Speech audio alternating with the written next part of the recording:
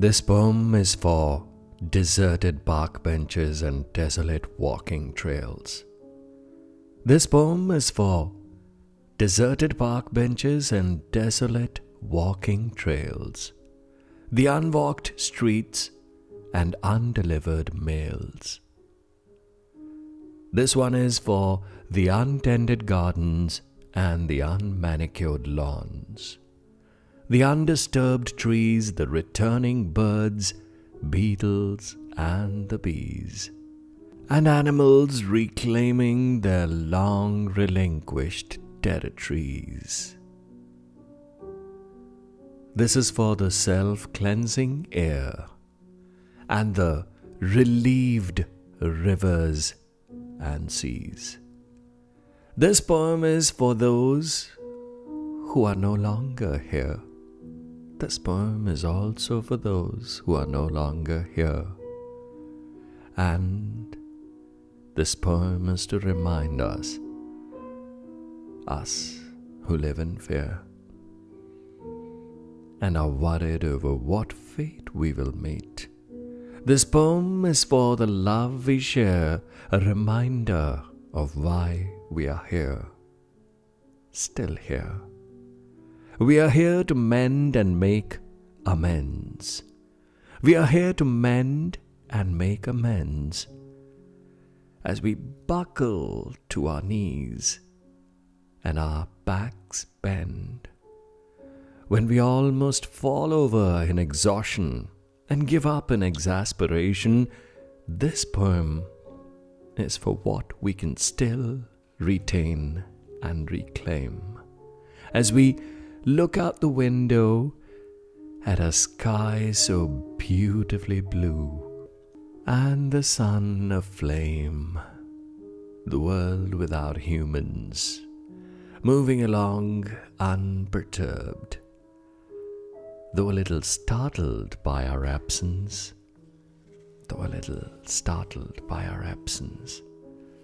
This one is for us, the quarantined and the disturbed.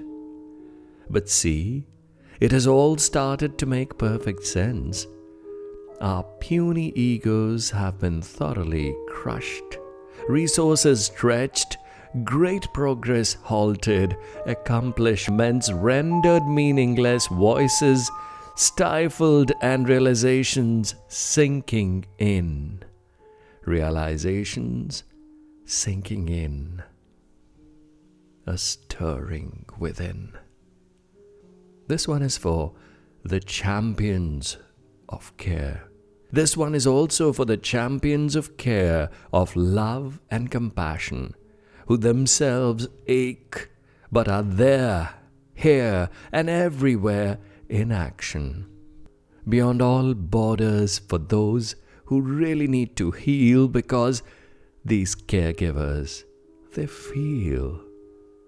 This poem is a thank you note for the brave hearts who are keeping pains at bay and the supply chains working away, who are keeping the pains at bay and the supply chains working away. This poem is for the invisible network of caregivers, milkmen, farmers and pharmacists, for everyone who enlists.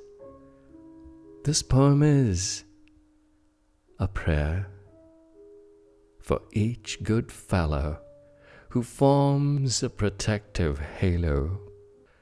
This poem is for the deserted park benches, silenced streets, desolate walking trails, the empty office corridors, and the unanswered emails.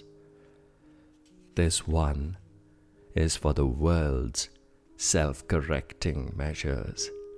This poem is for the world's self-correcting measures, for the rediscovered pleasures of little joys, of board games and children's toys. This poem is for the routine chore.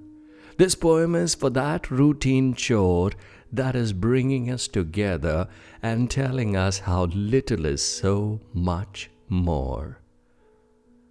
and happiness can last forever. And that happiness can last forever if it is not sought in things. This poem is about all that brings us together as human beings.